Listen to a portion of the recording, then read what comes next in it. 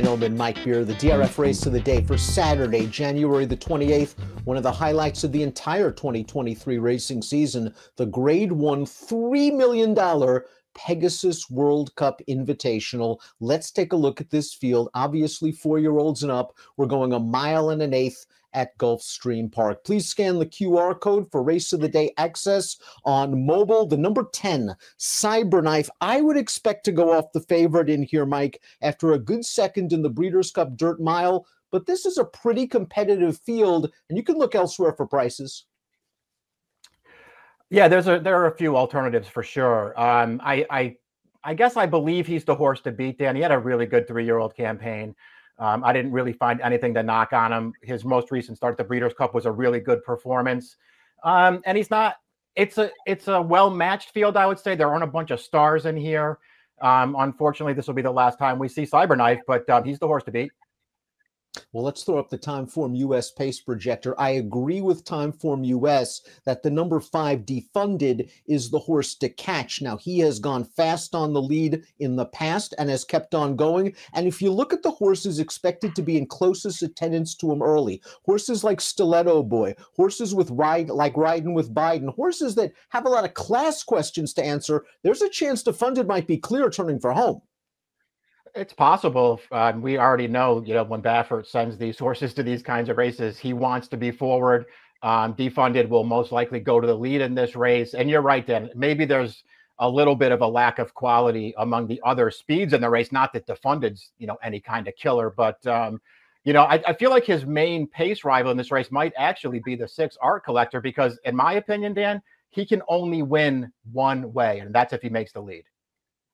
Art Collector coming off a little bit of a break, but has shown a lot of ability at this distance in the past, as has the number 1, Proxy, who we see towards the back of our Timeform US pace projector. The good news for Proxy is that he's somewhat versatile. We've seen him come from mid-pack, and then we saw him last time out in the Grade 1 Clark just receive a great ride from Joel Rosario, who sensed that the pace wasn't going to be overly fast in that short field, got Proxy up close to the pace, and that might have made all the difference. I thought it did make the difference, Dan. The pace was slow enough to allow him to keep close to West Will Power, who, while he was in really good form in that race, it was kind of an overall really weak Grade 1 race there in the Clark. And the trip kind of made the difference for Proxy. He ran really well there. Otherwise, he's a little bit of a grinder. And I suspect that if this pace is fast, he's going to be somewhere, pretty far back off of this thing. And he's going to try to make one run through the stretch. The number 2 is Simplification, winless since last year's Fountain of Youth at Gulfstream Park, but he's run some nice races since then. 3rd in the Florida Derby, 4th in the Kentucky Derby, recently 3rd in the Harlan's Holiday behind Skippy Longstocking. This is a horse who earned a big fig last time out, and we'll talk about the figure from the Harlan's Holiday in a little bit. Another horse with good tactical speed who obviously likes Gulfstream.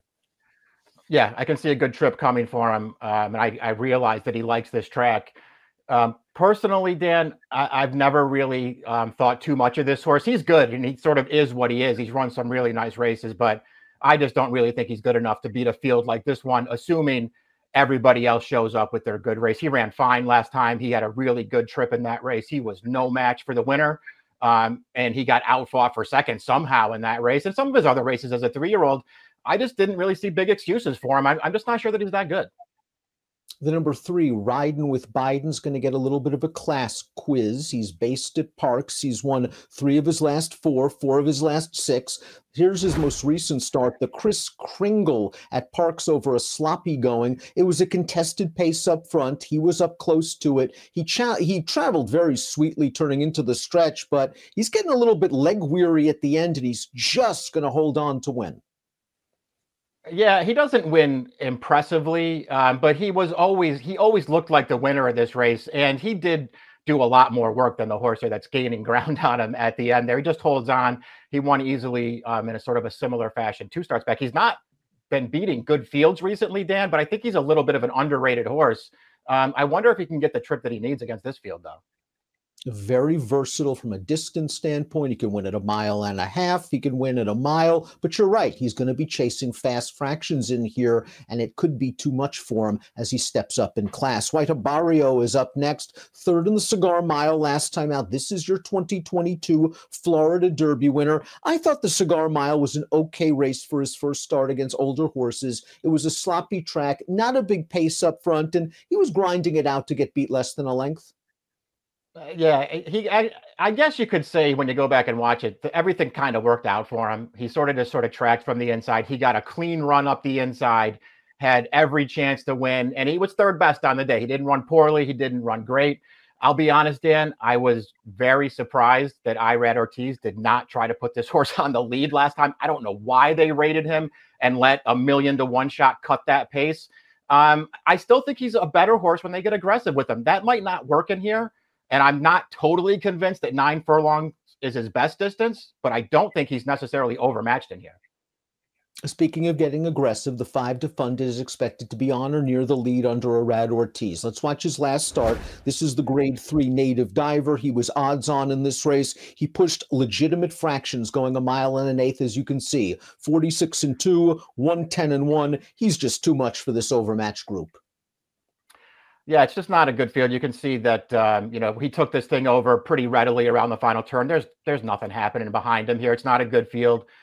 He did break awkwardly in this race, though, and I guess you could maybe give him a little extra credit for that. His race 2 starts back when he became a Grade 1 winner, just had all the best of it in there, controlling the pace with no pressure. I don't know, Dan. It's Baffert. He's run some decent races, this horse. He's got speed, and maybe he'll make the lead. But really, how good is this horse, and what kind of price do you want to take on him? Shipping here with Baffert and Irad, I think he takes money in here, and I'm just not convinced he's close to the best horse in this race. The number 6 Art Collector won the Grade 1 Woodward in 2021. He's a 2-time winner of the Charlestown Classic. He's won half of his 20 lifetime starts, and he's 7 for 9 at this distance. He is a good horse coming off of a not-so-good running line in the Grade 2 Lucas Classic at Churchill, where he went to the front and he tired pretty badly. But I'm not going to sell this horse short. I'm certainly not going to sell Bill Mott short. He gave this horse some time, and he's going to try to get up close to the pace. The question is, will the pace be too fast for him? Yeah, that's my concern. It's the two things that bother me about him, Dan, are his last race, the Lucas Classic, where I personally didn't think he ran well at all after making the lead. And it's the fact that every one of his really good races comes when he's the speed and he's able to make the front and sort of control the action. That's going to be really, really hard for him to do in here. Skippy Longstocking is up next, and he had a very underrated 3-year-old campaign in 2022. He was third in the Belmont Stakes, third in the Wood Memorial earlier in the year, but he won the West Virginia Derby, and he ended up closing out the season on New Year's Day in this race, the Harlan's Holiday at Gulfstream. He got right up close to the pace. It was a very nice trip, and he takes over from Pioneer of Medina going into the stretch, and he goes about his business. Now, I think one of the main questions is, do you believe the 106 Beyer speed figure? It was a top for him. It was a top for a lot of other horses in this race. If you do believe it, he's a main factor in this race because he can also rally from a little bit further off it.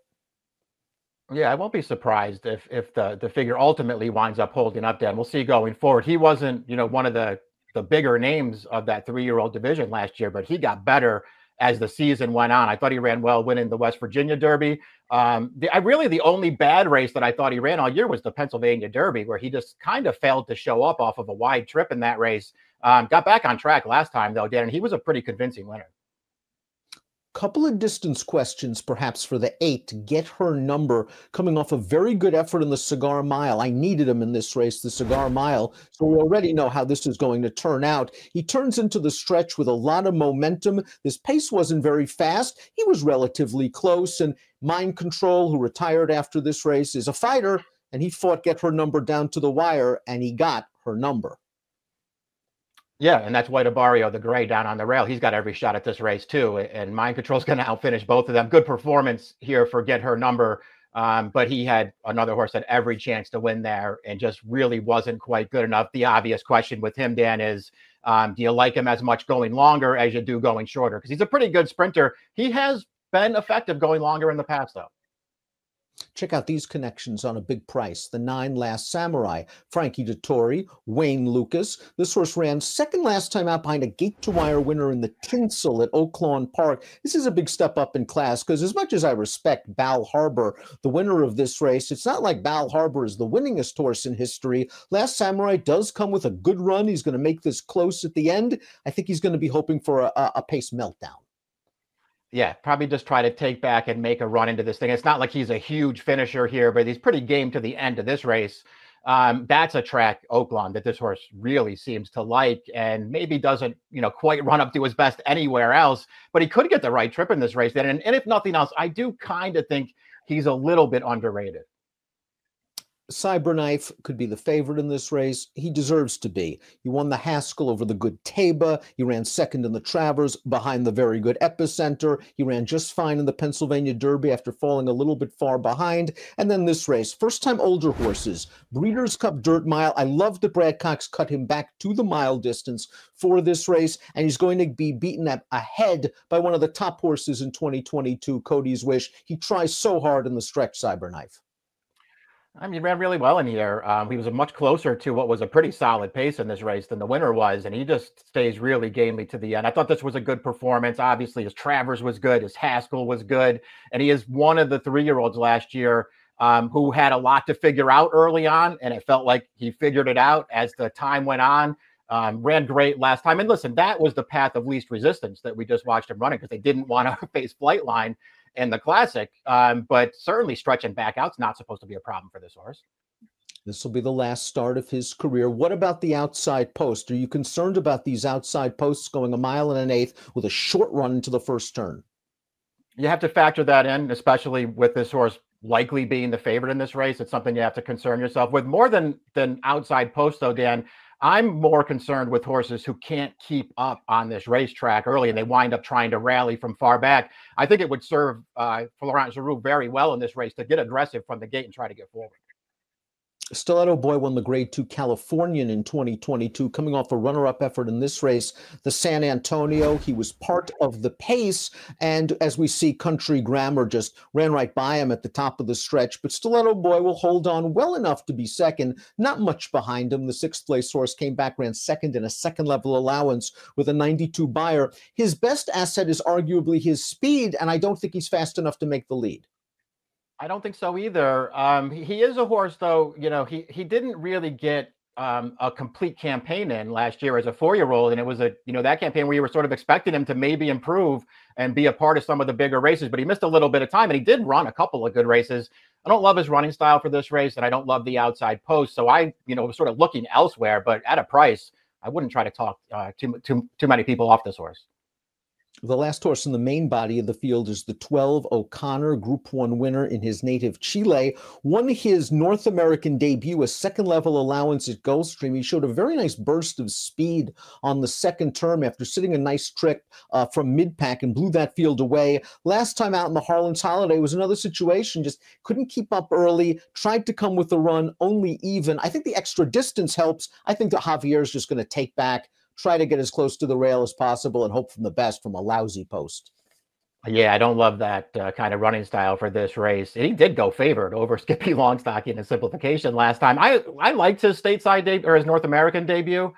I don't know. Maybe they just sort of gave him the wrong ride last time. Then they rated him. They tried to sit back off the pace, and he never really made his presence felt. But it wasn't a total disaster. He was racing on to the end there. That would be a tough spot for either one of the two also eligibles. Hoist the Gold would be stretching out around 2 turns for the first time in his career. And it was nice to see Endorsed win last time out. He broke something like a 22 or 23 race losing streak, but you could argue from the outside post, this would be too tough for him. Yeah, I didn't really have any interest in either one of the also eligibles in this race. Endorsed, I'm with you. It was really nice to see him finally win another race last time. Before we get to our top selections, please click the subscribe button on the Daily Racing Form YouTube channel for the latest DRF videos. Top pick time for our Saturday race of the day. Again, scan that QR code for race of the day on mobile. Cyberknife, your top pick. He just looks like he's the horse to beat, Mike. I just kind of think he's the best horse in the race, Dan. I'm with you on Skippy Longstocky. I think he's interesting. I have no idea what kind of price he's going to be, though. More than anything else, you know, I wasn't dying to take a short price on Cyberknife, but if I was going to bet somebody else in here, I want, you know, somebody maybe over 10 to 1. And I can't find that horse in here. I just felt like this was a pretty logical handicapping exercise.